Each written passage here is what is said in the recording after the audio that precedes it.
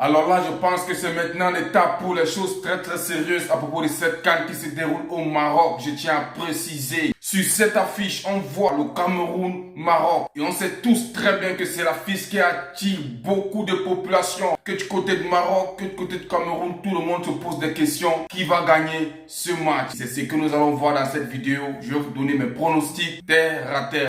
Salut les gars, j'espère que vous allez bien. Moi c'est MC Joli. Si on parle 100% football, tout ce qui est de l'actualité. Si vous êtes nouveau, n'hésitez pas de vous abonner, de partager au maximum car c'est ça qui fait le référencement. C'est gratuit, je tiens à préciser. Tu likes, tu t'abonnes, si possible, tu partages à ton entourage. C'est gratuit, je tiens à préciser. Cameroun-Maroc, un match qui se tiendra très bientôt du côté du Maroc. Je ne sais pas si c'est à Rabat, si c'est à Marrakech. Pour être plus sûr, veuillez faire des recherches et m'aider aussi à poster cette vidéo et de mettre un commentaire les gars. Avant d'entrer dans le but du sujet plus précisément pour donner mes pronostics, je vais d'abord faire un tour à propos de ce que la fédération marocaine est en train de vouloir faire sur ce match. C'est officiel, la fédération marocaine fait une protestation à la CAF avant le match face au Cameroun. Et la raison c'est quoi? La désignation tardive de l'arbitre pour les quarts de finale Maroc-Cameroun. Mais pourquoi? Alors quand je suis entré dans la profondeur de cette information, j'ai constaté une seule chose qui m'intrigue beaucoup. Les Marocains veulent que l'arbitre marocain quitte pour aller arbitrer le match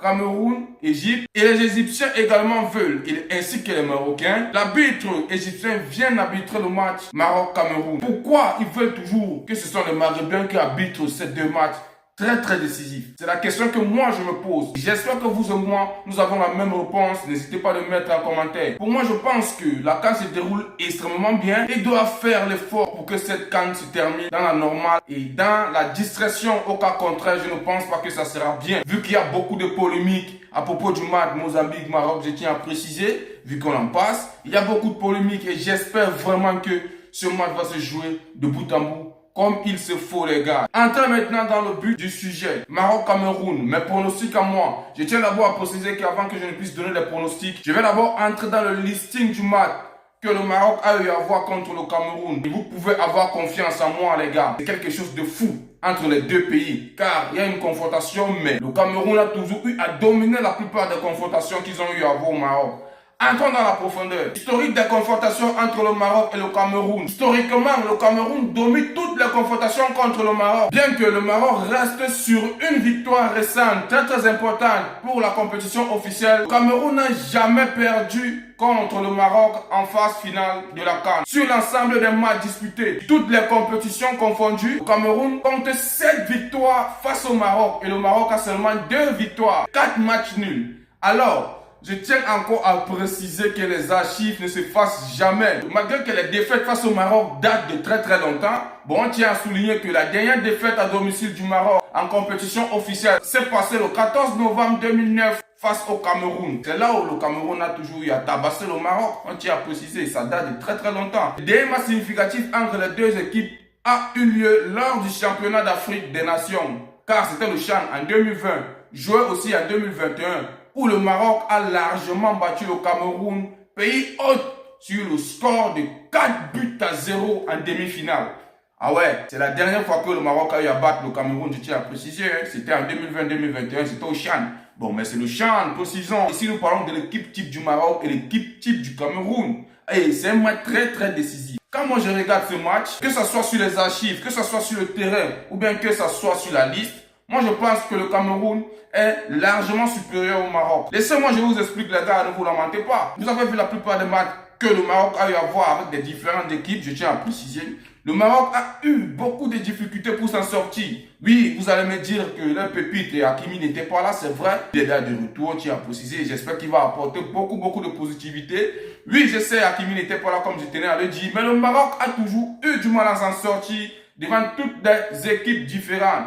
Tandis que le Cameroun, oui, le premier match avec le Gabon, les gars ont gagné 1-0. On tient à préciser que c'est allé très vite. Et quand on revient maintenant sur le deuxième match, face à la Côte d'Ivoire, ils ont fait 1-1. Et le dernier match, ils ont battu largement, si je ne me trompe pas. Veuillez mettre l'équipe en question avec qui ils ont joué. Alors, plus récemment, vous avez vu comment le Cameroun a encore battu l'Afrique du Sud. Et ça ne vous dit rien. Je pense que le Cameroun domine largement face au Maroc. Bon, vu que la CAN, c'est une compétition très compétitive, là où peut-être les derniers ou bien les premiers peuvent devenir derniers et que les derniers puissent devenir premiers, Je vais un peu donner quelques joueurs qui peuvent faire les petites lacunes pour que le Cameroun s'en sorte, au moins avec des difficultés. Il y a l'attaque, il y a le milieu de terrain et il y a la défense. Et pour moi, les joueurs qui me font extrêmement peur en termes d'attaque, Ayoub El Kabi. Il est l'un des meilleurs de toute la compétition, capable de marquer à tout moment. Alors le Cameroun, prenez note. Et en deuxième position en termes d'attaque, il y a Ibrahim Diaz. Ibrahim Diaz apporte une créativité et une technique exceptionnelle capable de faire la différence par les dribbles et ses passes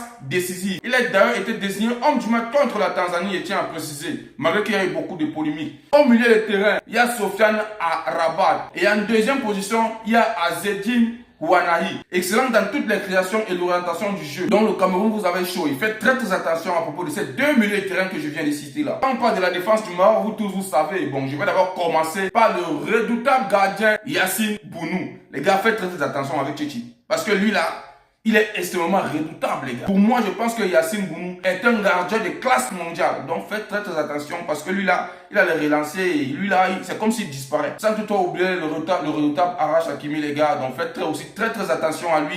Malgré qu'il a été blessé et qu'il n'a pas joué, il est là maintenant pour les matchs décisifs. Et je ne pense pas qu'il est là pour blaguer, les gars. Donc, faites très attention. Dans le Cameroun, pour moi, les gens que vous devez beaucoup faire attention, c'est ceux dont je viens de citer là. Donc faites vraiment gaffe et jouez le ballon comme il se doit, au cas contraire. Les gars là vont vous faire ça dès. Et revenons maintenant sur le cas des Camerounais. Justement, les Marocains, écoutez attentivement parce que ça va aller très vite. Le continent est un pays qui est décisif et je pense que s'ils sont là, c'est pour gagner. La première personne d'abord qui va frustrer les Marocains, il y a d'abord Bryan Mbeumo. Et qui de Brentford pour Manchester United. C'est pas un petit club. Donc, ouvrez bien les oreilles parce qu'il est là pour faire du sale. On reste toujours là-bas en termes d'avant-centre. Il y a le petit qu'on appelle Kofana. Plein d'inspiration, motivé et extrêmement dangereux, les gars. Extrêmement dangereux. Bon, je ne vais pas citer tout le monde. Et quand on revient maintenant pour recadrer tout le jeu en termes de milieu de terrain, oh là là, le redoutable Baleba. Sans toutefois aussi oublier Jean Onana. Ce sont les deux milieux de terrain camerounais que je respecte beaucoup.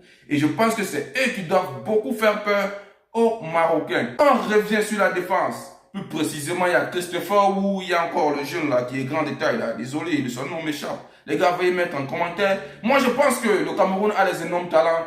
Vraiment, des énormes talents qui vont vraiment déstabiliser le Maroc. Que ce soit nous, Tolo, que ce soit le jeune petit Taeyong.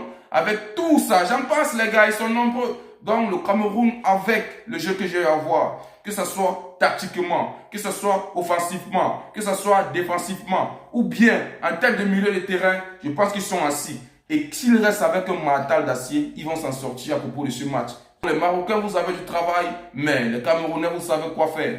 Je tiens encore à préciser pour terminer cette vidéo, je pense que le meilleur et celui qui est mieux placé pour gagner ce match, c'est le Cameroun. Bon, c'était tout pour cette vidéo. J'espère que vous avez aimé. N'hésitez pas à vous abonner, de partager au maximum car c'est ça qui fait le référencement. Je tiens encore à préciser, comme je le disais au début, c'est gratuit. Mettez un j'aime et n'hésitez pas à le partager à votre entourage. On revient après le match et on va débuffer ici ensemble si j'avais raison ou pas. Ciao, ciao, ciao.